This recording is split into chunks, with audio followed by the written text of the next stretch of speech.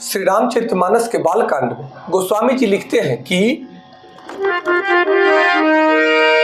बसहि नगर सुंदर नर नारी, जनु बहु मन सिज रति तनु धारी।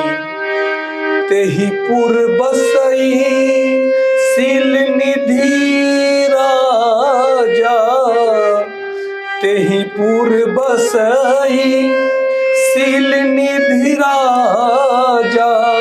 अगणित हय गय सेन समाजा, अगणित हय गय सेन समाजा। गोस्वामी तुलसीदास जी लिखते हैं कि बसहि नगर सुंदर नर नारी, जनु बहु मन सिज रति तनुधारी। तेहि पुर बसहि शील निधि राजा, अगणित हय गय सेन समाजा। इस भाव को समझना अति आवश्यक है। कहते हैं कि उस नगर में ऐसे सुंदर नर नारी बसते थे कि मानो बहुत से कामदेव और कामदेव की स्त्री रति ही मनुष्य शरीर धारण किए हुए हों। उस नगर में शील निधि नाम का राजा रहता था, जिसके यहाँ असंख्य घोड़े, हाथी और सोने के समूह, सेना के समूह यानी सेना की टुकड़ियां थी और सोना चांदी से भरा हुआ भंडार था। इन भावों को समझना है।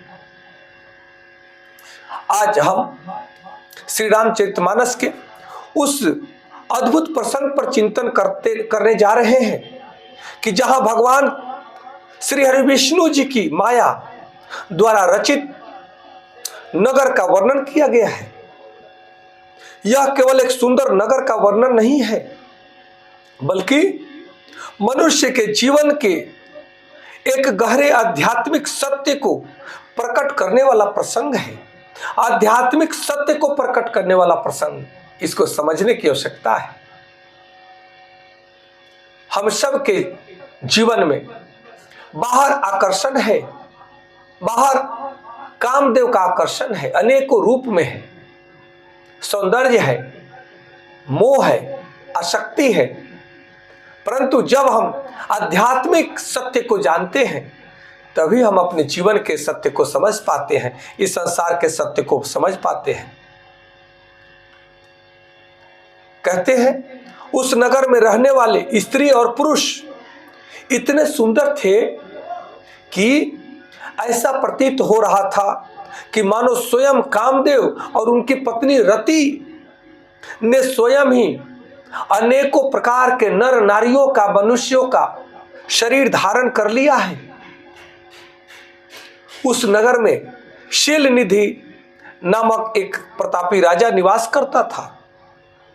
उसके पास असंख्य घोड़े, असंख्य हाथी, असंख्य विशाल सेना और अपार धन वैभव था।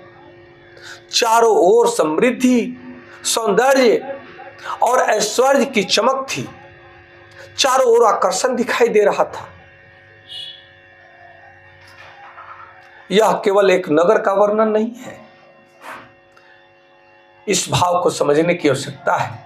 यह श्री रामचरितमानस की यह दिव्य चौपाई हमारे और आपके जीवन को सांसारिकता से लेकर के आध्यात्मिकता की ओर ले जा रही है। पहली दृष्टि में तो लगता है कि गोस्वामी तुलसीदास जी किसी भव्य राज्य का वर्णन कर रहे हैं, लेकिन रामचरितमानस के प्रत्येक प्रसंग में एक गहरा रहस्य छुपा हुआ होता है। यह नगर वास्तव में उस संसार का प्रतीक है जो बाहर से अत्यंत आकर्षक दिखाई देता है। उस नगर की रचना इस कथा में की गई है जो 100 योजन में है, यानी 400 कोस में उस भव्य और सुंदर आकर्षक नगर की रचना की गई है। परंतु यह चौपाई हमें इस बात को अवगत कराती है कि यह संसार भी उस नगर से कहीं कम नहीं है। और यही संसार का वो प्रतिबिंब है कि संसार में जितने विषय वस्तुएं हैं, सांसारिक विषय वस्तुएं, वे अत्यंत दूर से आकर्षक लगती हैं, मनमोहक लगती हैं, सुंदर लगती हैं, और उसके मोह में, आसक्ति में व्यक्ति उलझ जाता है। और वही नारद जी के साथ होने जा रहा है। इस भाव को समझना है। यह नगर वास्तव में उस संसार का प्रतीक है जो बाहर से अत्यंत आकर्षक दिखाई देता है, जहां सौंदर्य है, वैभव है, शक्ति है, प्रतिष्ठा है, भोग विलास है। लेकिन इस बात को समझना है कि लेकिन इन्हीं आकर्षणों के बीच मनुष्य का विवेक भी परखा जाता है। जब आप सांसारिक विषय वस्तुओं के सौंदर्य में, आकर्षण में, वैभव में, शक्ति और प्रतिष्ठा में, भोग विलास में दौड़ते हैं, चिपकते हैं, तब वहां आप समझें कि आपका विवेक नष्ट भ्रष्ट हो गए। परंतु जब विवेक जागृत है, तब आपको इस संसार की विषय वस्तुएं, इन विषय वस्तुओं का आकर्षण, वैभव, भोग विलास आपको आकर्षित नहीं करेगा। भगवान कहते हैं इस संसार की विषय वस्तुएं आपके भोग विलास के नहीं, आपके उपभोग के लिए है। जितनी आवश्यकता है उसका मर्यादा में उसका उपभोग करें। यदि मर्यादा तोड़ोगे तब तो फंसोगे, उलझोगे और फिर दुखी होकर के मरोगे। फिर इससे कोई बचा नहीं सकता है। इससे बचाने का एक ही मार्ग है और वह अध्यात्म का मार्ग है। इस भाव को समझना है। इसमें आपके विवेक को परखा जाता है। नारद जी की परीक्षा प्रारंभ होती है। इस भाव को भी समझना है। देव ऋषि नारद जी कामदेव के जीतने के बाद अपने मन में सूक्ष्म गर्व अनुभव कर रहे थे। भगवान श्री हरि विष्णु जानते थे कि अभी उनके भीतर अहंकार का एक छोटा सा बीज शेष है। इसलिए भगवान श्री हरि विष्णु अपने भक्त के कल्याण के लिए यह माया की नगरी की रचना करते हैं। नारद जी के लिए एक दर्पण रूप में माया की नगरी का रचना करते हैं, जहां उन्हें अपने मन की वास्तविक स्थिति का अनुभव होने वाला था। जहां नारद जी को अपने मन की वास्तविक स्थिति को समझने की परीक्षा होने वाली थी कि नारद जी आप तो स्वयं वैराग्य धारण किए हुए हैं, ब्रह्मचर्य हैं, फिर आप सुंदर नगरी पर, सुंदर स्त्री पर मोहित कैसे हो रहे हैं? ये घटनाएं आने वाली हैं। इन्हीं घटनाओं से तो नारद जी को वास्तविक स्वरूप का दर्शन कराना है। भगवान विष्णु अपने भक्त के कल्याण के लिए अनेकों प्रकार की लीलाएं करते हैं और आपके हमारे जीवन में भी ये लीलाएं हैं। हमें और आपको भी सतर्क होने की आवश्यकता है, नहीं तो हम भी इस सांसारिक सौंदर्य में, आकर्षण में, मोह माया में चिपक जाएंगे और फंस करके यहीं उलझ करके रह जाएंगे। कहते हैं सौंदर्य बुरा नहीं होता है, आसक्ति बुरी है।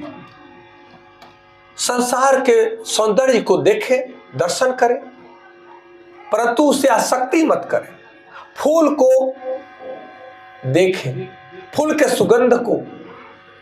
सुगंध का आनंद लें, परंतु फूल को तोड़ने का आपको अधिकार नहीं है। इस भाव को समझना है। अगर फूल को तोड़ के फूल से चिपकते हैं तब आप आकर्षण के प्रति चिपकते हैं, तब आप बंधन में पड़ते हैं, उलझेंगे। इस चौपाई का एक बहुत ही महत्वपूर्ण संदेश भी हमारे लिए है कि संसार की सुंदरता दोष नहीं है, दोषी नहीं है। संसार में तो अनेकों प्रकार के सौंदर्य भरे हुए हैं, चमत्कारिक आकर्षण भरे हुए हैं, चमत्कारिक दृश्य भरे हुए हैं,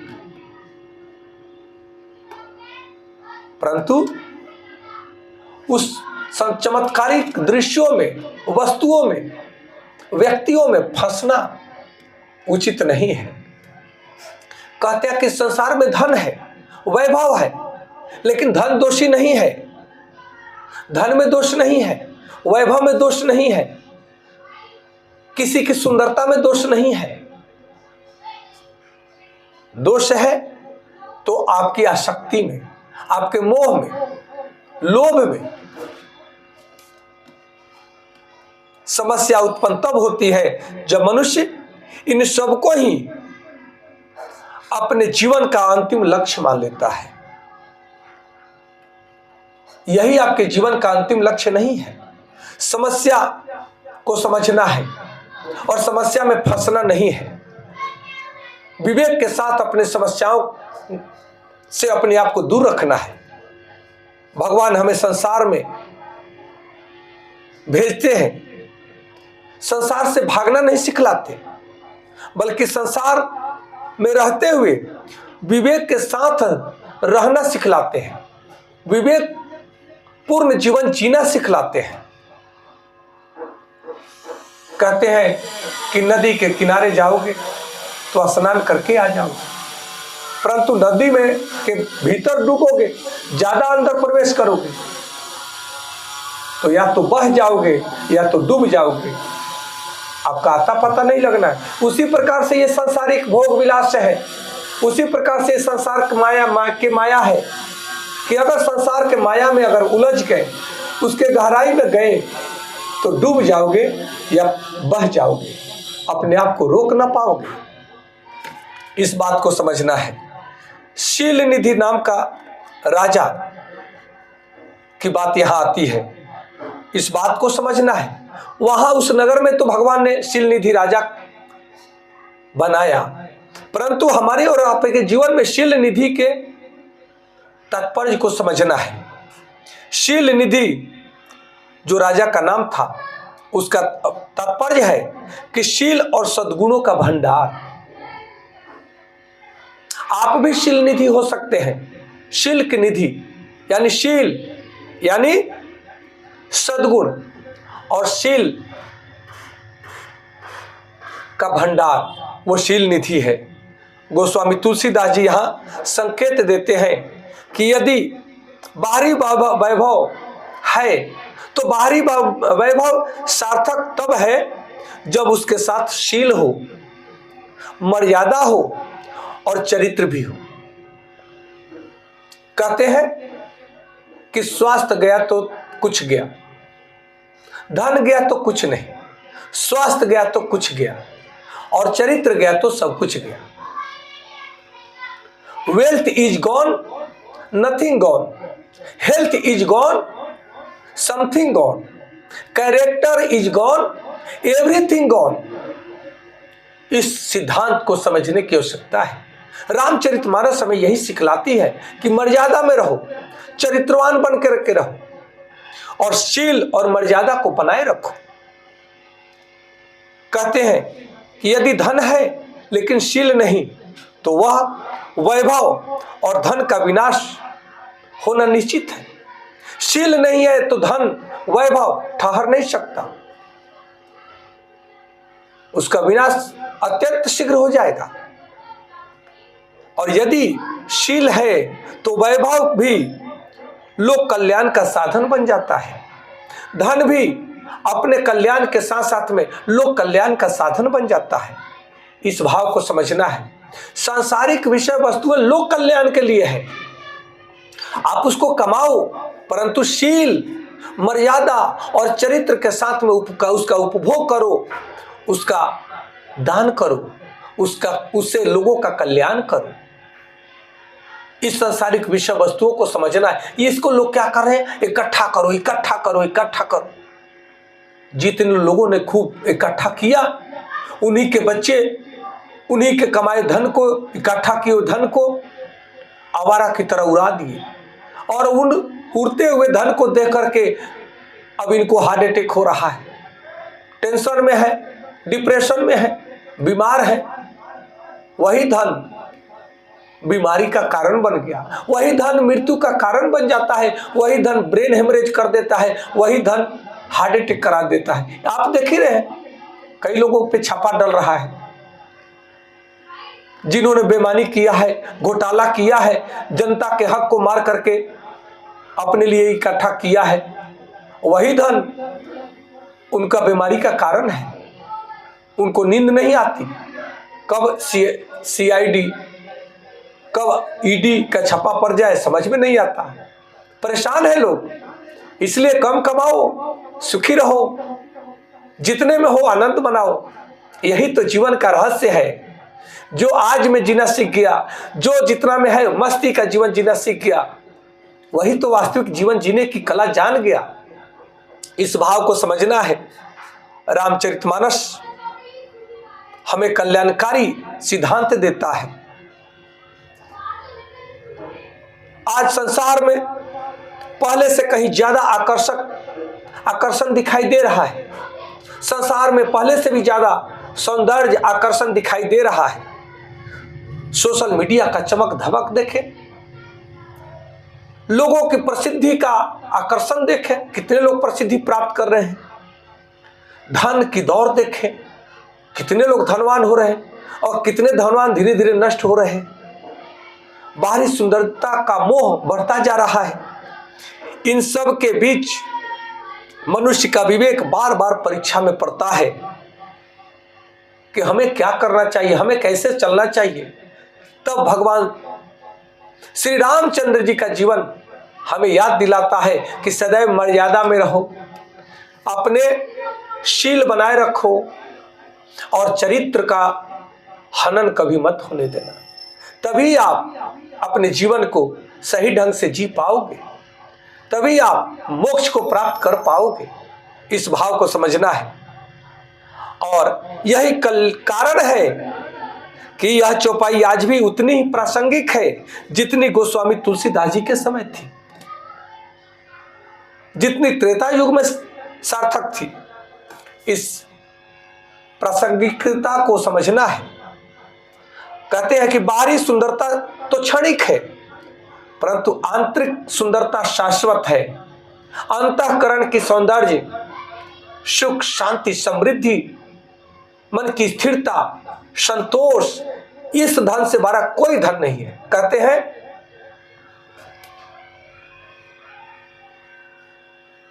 गज धन, कहते हैं कि बाजी धन जब आवे संतोष धन सब धन धुरी समान। जब संतोष का धन आपके हृदय में आ जाता है तब सब धन धुरी के समान लगता है। इस बात को समझना है। आंतरिक सौंदर्य को बनाए रखना हमारा परम कर्तव्य है। कहते धन और वैभव तभी श्रेष्ठ होते हैं जब उनके साथ शील और सदाचार बना रहे, मर्यादा और चरित्र बना रहे, तभी धन और वैभव सार्थक हो पाते हैं। धन और वैभव का सार्थकता तभी है जब वह अपने जीवन और परिवार के कल्याण के साथ में समाज का भी कल्याण करे। संसार का आकर्षण मनुष्य की परीक्षा लेता है कि क्या आप आकर्षण के जाल में फंसते हैं कि नहीं। जो अपने को बचा लिया उस पर राम की कृपा है, जो जिस पर राम की कृपा नहीं वो तो फंसना ही फंसना है। कहते हैं कि विवेक और विनम्रता हमें माया के जाल से बचाते हैं। जो व्यक्ति विवेकवान है, जो विनम्रता से चलता है, वह माया को दूर से ही नमस्कार कर लेता है, आकर्षण को देखता है, आनंद मनाता है, लेकिन उससे चिपकता नहीं, उसमें आसक्ति नहीं रखता, उससे मोहित नहीं होता। वह समझता है कि संसार का मोह माया है, यह हमारे लिए नहीं है। कहते सच्चा वैभव चरित्र, मर्यादा और आत्मबल में है। इसलिए यह चौपाई हमें शिक्षा देती है कि हे मनुष्यों, अपने जीवन में सदैव वैभव में रहना चाहते हो, आध्यात्मिक वैभव में रहना चाहते हो जो अस्थाई है, परमानेंट है, तो अपने चरित्र, अपने आत्मबल और अपने मर्यादा को बनाए रखो। यही आपके जीवन का अस्थाई सुख, शांति और वैभव का प्रतीक है। इस बात को समझना है। एक छोटा सा दृष्टांत है कि एक व्यक्ति ने अत्यंत सुंदर महल बनवाया। उसमें सब कुछ था, धन था, वैभव था, मर्यादा, ऐश्वर्य, सुख सुविधाएं, लेकिन मन में शांति नहीं थी। दूसरी ओर एक साधारण व्यक्ति था जिसके पास साधन बहुत कम थे, लेकिन उसका हृदय में संतोष था। वह सदाचार से भरा हुआ व्यक्ति था। उसका आचरण, व्यवहार बड़ा विनम्र था। समय ने सिद्ध कर दिया कि महल का वैभव नश्वर है, लेकिन चरित्र का वैभव अमर है। चरित्रवान व्यक्ति धन से गरीब हो सकता है, लेकिन वह व्यक्तित्व का धनी होता है। आपके पास सब कुछ हो सकता है, परंतु मन की शांति नहीं हो सकती। मन की शांति के लिए चरित्रवान होना अति आवश्यक है, आत्मबल से बलवान होना अति आवश्यक है और विनम्र होना बहुत जरूरी है। तभी आप अंतःकरण से शांत, स्थिर और संतुष्ट रह पाएंगे। इस भाव को समझना है। यह चौपाई हमें सिखलाती है कि संसार की सुंदरता को देख करके मोहित होना ठीक नहीं है, क्योंकि संसार के सुंदरता के पीछे जाल है, उसके आकर्षण के पीछे कांटा है जो आपके गले में फंस जाएगा और फिर उससे बाहर नहीं निकल पाओगे। इसलिए इस आकर्षण के पीछे के सत्य को जानना भी जरूरी है।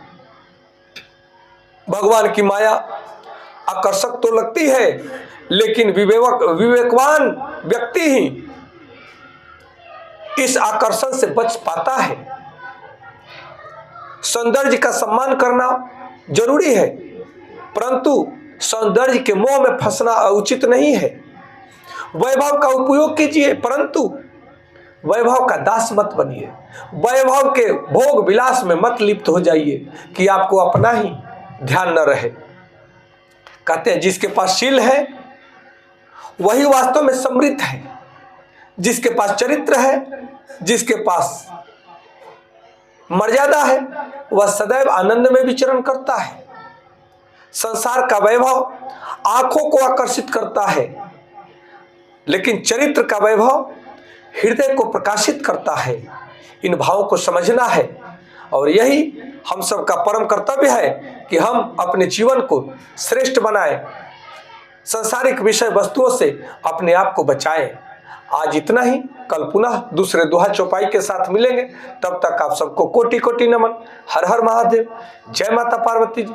जय श्री राम, जय श्री राम, जय श्री राम।